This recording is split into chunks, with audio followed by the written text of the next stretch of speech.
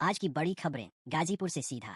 जिला पंचायत सदस्य समेत 5 लोगों पर दहेज उत्पीड़न का मुकदमा दर्ज किया गया। यह मामला स्थानीय स्तर पर चर्चा में है कि कैसे महिलाओं पर मानसिक व शारीरिक दबाव बनता है।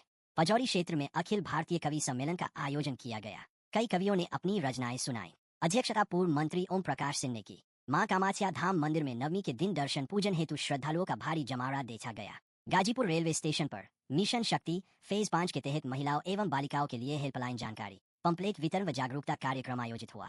सेवराई और कासिमाबाद तहसीलों में 2 नए फायर स्टेशनों के निर्माण हेतु भूमि चिन्हित करने का काम आरंभ हो गया। प्रत्येक स्टेशन की लागत लगभग 13 रुपये करोड़ रहने का प्रस्ताव है। कुल लागत 26 रुपये करोड़। यह कदम आग संबंधित दुर्घटनाओं पर तुरंत प्रतिक्रिया सुनिश्चित करने की दिशा में माना जा रहा है। गाजीपुर कोतवाली में नवमी दिवस पर कन्या पूजन किया गया। एसपी और अधिकारी मौजूद रहे। कुछ स्थानों पर ड्रोन उड़ने की अफवाह फैलने की खबर आई, जिससे हल्की हलचल मची। गजल होटल विवाद में सुप्रीम कोर्ट ने दुकानदारों को राहत दी। प्रशासन ने 6 दुकानों की ताले खोलने का निर्देश जारी किया।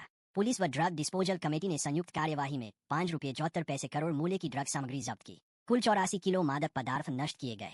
यह कार्रवाई जिले में नशे की रोक पर जोर देने का संकेत है।